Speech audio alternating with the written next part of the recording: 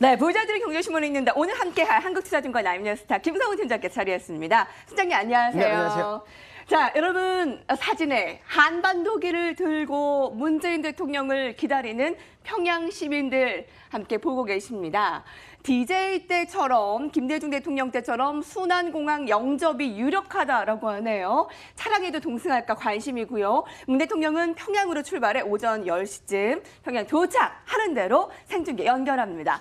오늘 헤드라인에서는요. 지면상에서 이번에 강원도의 철원 DMZ의 국예도성 복원 사업에도 이번 남북정상회담 테이블에 오르게 된대요. 공동 복원 논의를 하게 된다라는 점에서 의미를 갖게 됩니다.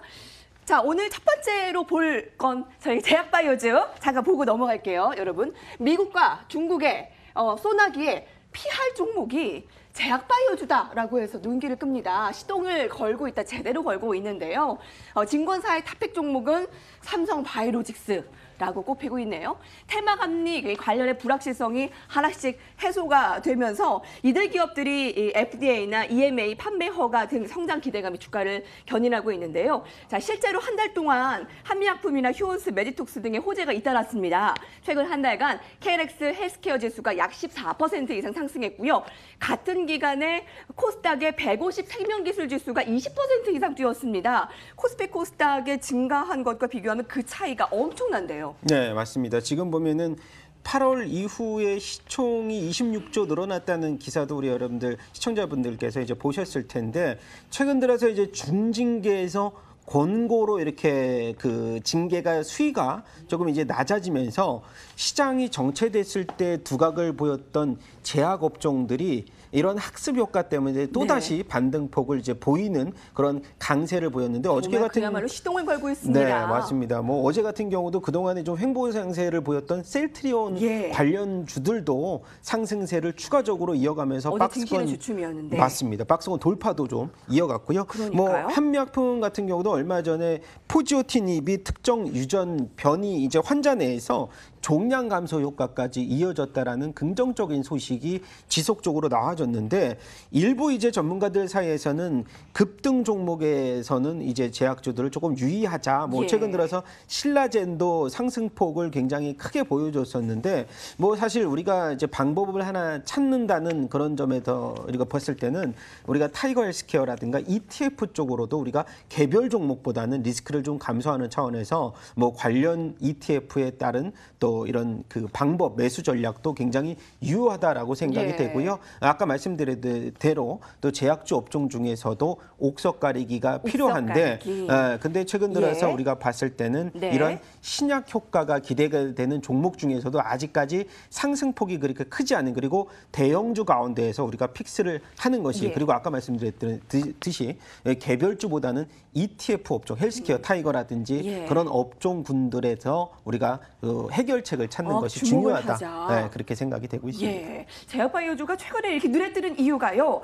증시가 좋은 것보다 최근에 이 미중 무역 분쟁에 의해서 주춤한 사이에 더 치고 올라오기 때문에 더 눈에 띄고 바짝바짝 빛나는데요. 바이오주에 대한 긍정적인 전망이 이어지면서 여러분, 전문가들도 비중 확대에 적극 추천을 하고 있습니다. 삼성증권의 이야기입니다. 지난해 의약품 수출이 전년 동기 대비 30.6% 증가, 역대 최고치를 기록했다라면서 글로벌 시장 진출에 대한 기대감 보였고요.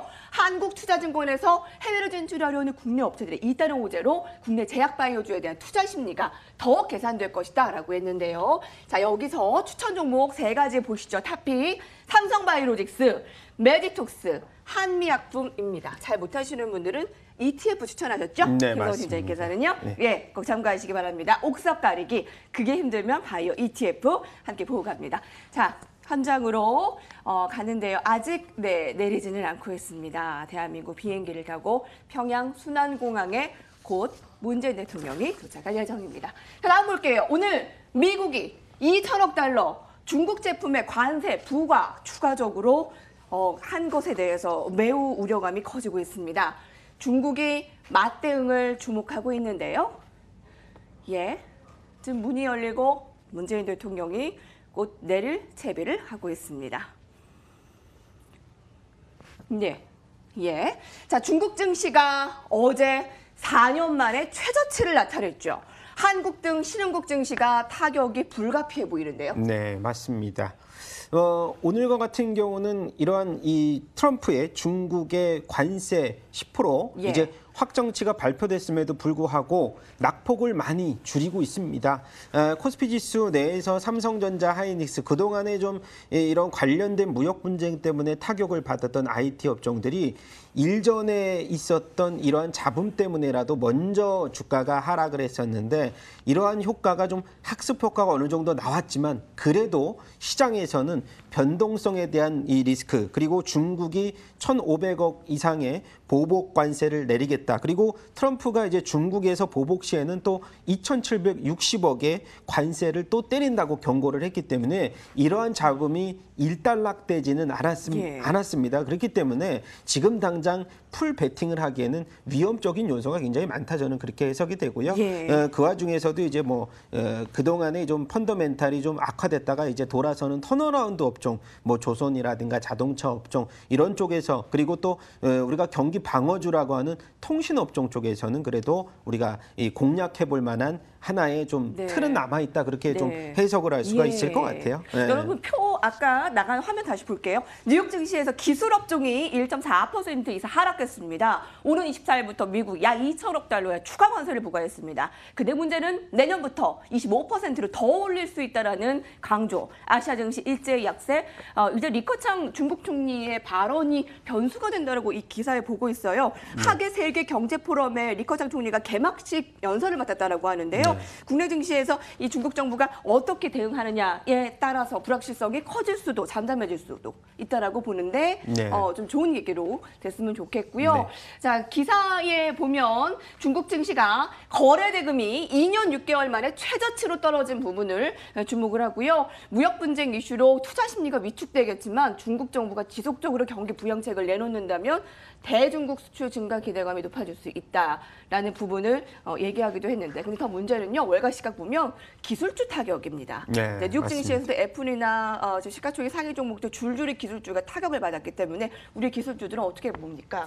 지금 보면 이제 예. 트럼프가 일단은 애플 워치 등의 300개 품목, 이제 부품을 예. 공급하는 300개 품목에서는 이제 제외를 관세에서 제외를 시켰는데 지금 흐름에서는 기술주들 같은 경우에 이러한 무역 전쟁 이슈가 계속 부각이 될수록 가장 이제 우리가 뭐 중국향이라든지 아니면은 중국이 미국향이라든지 가장 많은 이제 포지셔닝을 차지하는 게 사실 IT 이제 기술주 부품주들이거든요. 그래서 그러한 부분에서 주가에 대한 그 타격 우려감이 굉장히 기술주에 많이 작용을 했는데 사실상 우리나라 같은 경우는 기술주들이 그동안의 타격 여파 때문에 주가가 어느 정도 이제 밸류에이션 바닥권에서 하이닉스라든가 삼성전자가 우리가 밸류에이션보다 많이 낮은 가격대에서 지금 흐름이 유지가 되기 때문에 사실상 우리나라 쪽에서의 기술주에 대한 타격 우려는 어느 정도 제한적이다라는 말씀을 좀 드려보고 싶습니다. 만일 중국이 미국의 농부들 또는 다른 산업에 보복 조치를 취할 경우 가만히 있지 않겠다. 즉시 중국산 제품의 관세를 더 추가하겠다라는 3단계 조치를 취할 것이다라고 경고하고 나섰습니다. 이 무역 분쟁에 대한 이슈가 더 잠잠해지기는커녕 불씨가 더 커지고 있고요. 중국 증시 4년 만에 약세 말씀을 드렸잖아요. 당장 오는 27일, 28일 예정된 미국과 중국 간의 무역 협상이 무산될 가능성이 높아지기에 예의주시해야 될 것 같습니다. 자, 마지막 이슈입니다. 오늘 아주 발빠르게 남북정상회담 이슈나 미국과 중국의 무역전쟁 더 불씨 커진 부분을 얘기를 해드렸는데요. 종목별로 여러분 어떻게 지금 움직이고 계세요? 빙그레가 올 여름 들어서 최고가를 13차례나 경신했습니다. 다른 종목들이 같이 오른 건 아니고 뭐 롯데제과나 롯데푸드나 다들 하락세인데 빙그레만 유독 이렇게 네. 상승세가 좀 두드러지네요. 어떻게 볼 수 있을까요? 지금 보면은 뭐 폭염에 따른 빈가 수요 증가인데 이제 예전에 같은 경우는 이러한 그 여름철 수혜주로서도 힘을 못 받았는데 올해 들어서 빙그레가 이렇게 유독 강세를 보인 점은 재고가 많이 쌓여있던 빙가 제품의 수요와 더불어서 그리고 그동안에 빙그레 같은 경우는 주가가 몇 년간 이제 바닥권에서 횡보했던 흐름이 지속됐기 때문에 실적 컨센서스가 다른 이제 음식료 관련된 이제 종목보다는 굉장히 낮았다라는 거죠. 그래서 시장 전망치가 128억 원이었습니다. 2분기. 근데 시장 전망치를 후적 뛰어넘는 220억 네. 원을 기록했기 때문에 그동안에 굉장히 눈높이가 낮았던 컨센서스를 돌파했다는 긍정적인 면도 있고 그리고 또 3분기로 들어가면 우리가 최근에 바나나맛 우유라고 해서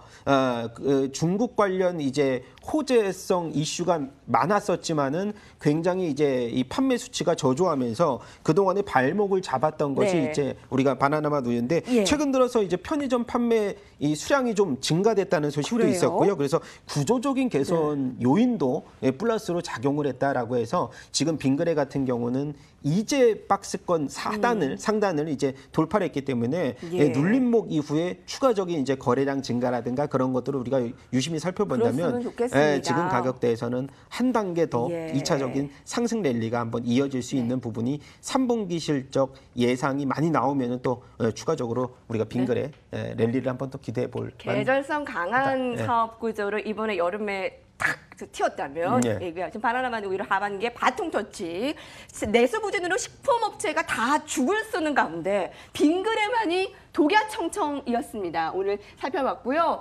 7월 이후에 최고가만 13차례 그 사이에 30% 올랐습니다. 자, 부자들은 경제신문에 읽는다 함께했고요. 자, 평양으로 가보겠습니다. 문재인 대통령이 도착했습니다.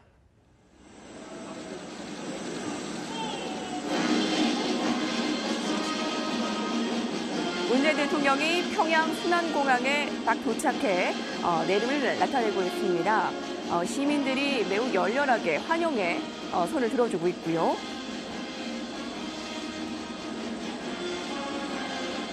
문재인 대통령이 평양을 방문한 건 지난 2000년 고 김대중 전 대통령, 2007년 고 노무현 대통령에 이어 남측 최고 지도자로서는 세 번째인데요.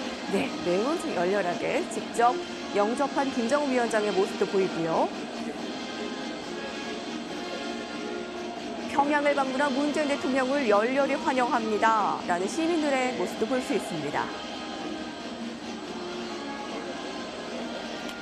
평양 순안공항에 환영 인파가 몰리고 있고요. 세 번째 남북정상회담을 본격적으로 시작할 예정입니다.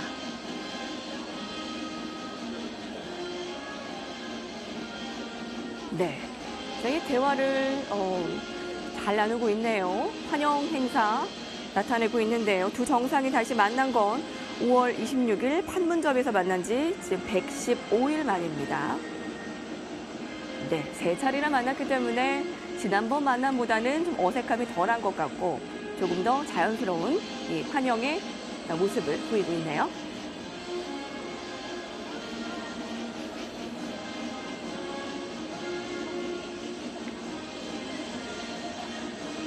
북한의 어린이들이 이렇게 열렬하게 환영해주고 있습니다. 네, 굉장히 귀엽네요.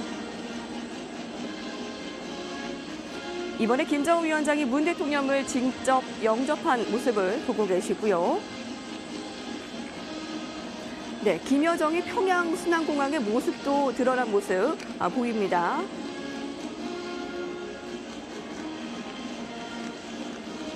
네, 저희 지금 뒷모습이 아마 김여정 이고요. 네, 굉장히 열렬한 환호의 깃발을 함께 펼치고 있군요. 환영 인파 몰렸다라는 소식도 생중계로 들려오고 있습니다.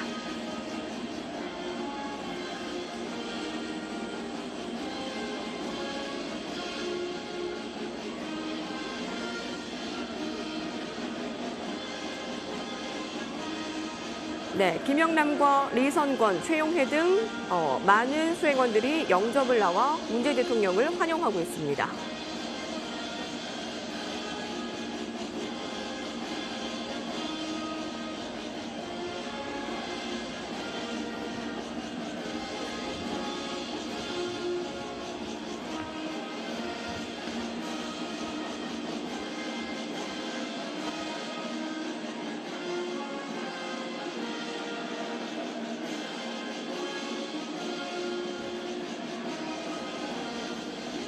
네, 문 대통령 부부가 화동들로부터 꽃다발을 받은 모습도 보였고요.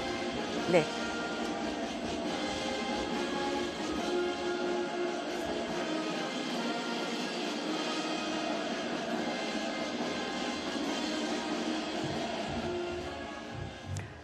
평양 순안공항에 인파가 몰려 열렬하게 환영의 대접을 받고 문재인 대통령이 평양에 도착했습니다. 지금까지 평양이었고요. 자세한 소식 잠시 후에 더 이어가겠습니다.